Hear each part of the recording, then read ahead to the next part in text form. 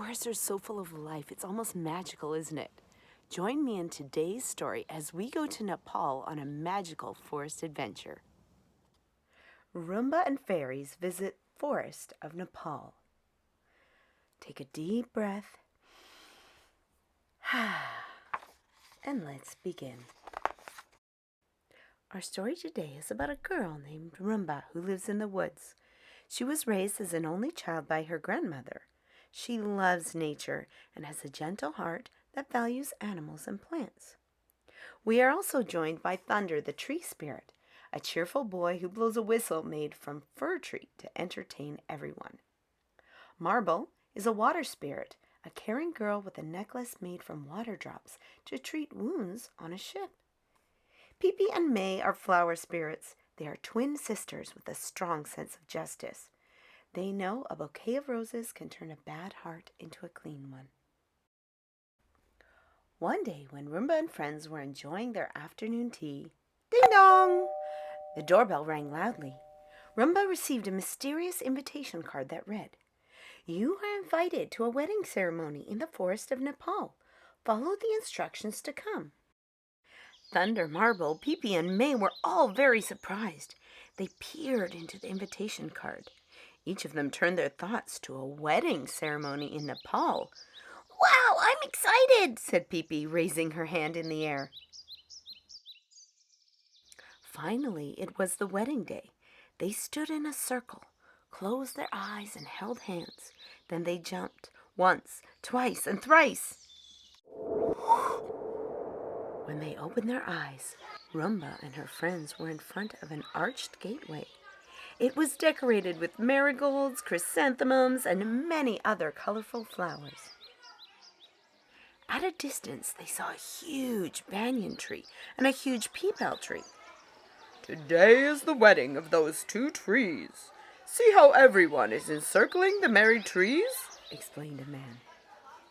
Soon it was their turn to encircle the trees. Holding a ball of thread, Roomba and friends walked around the trees, connecting them with thread like everyone else.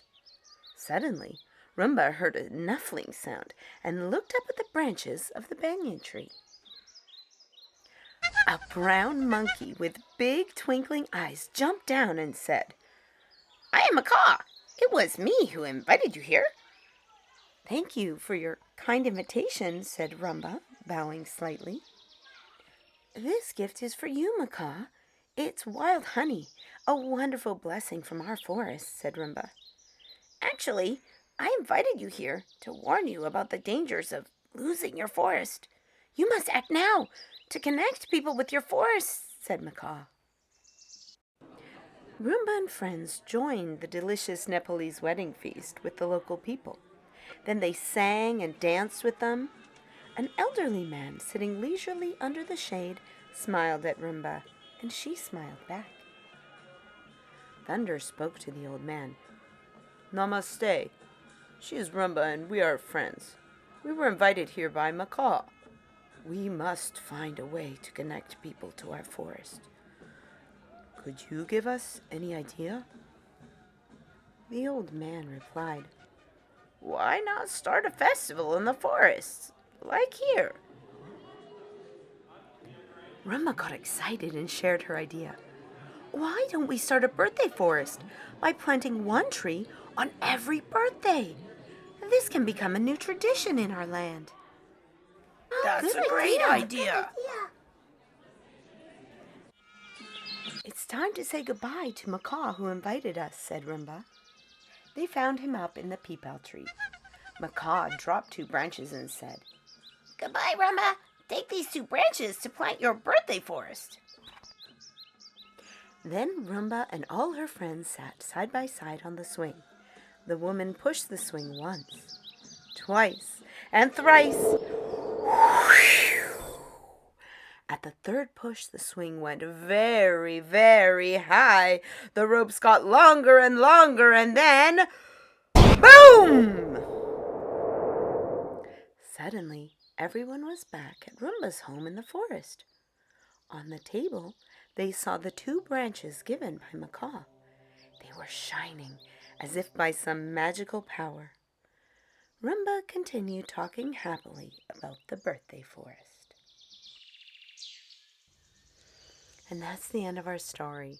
What do you think of that idea to make a birthday forest? What a great idea to connect people's lives to the lives of the world around us. Do you want to plant a tree on your birthday? I think that's a great idea.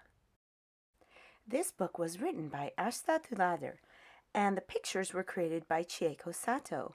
Both of them live in Japan, but Ashta is from Nepal and wanted to share her stories and traditions of Nepalese culture with Japan and the world.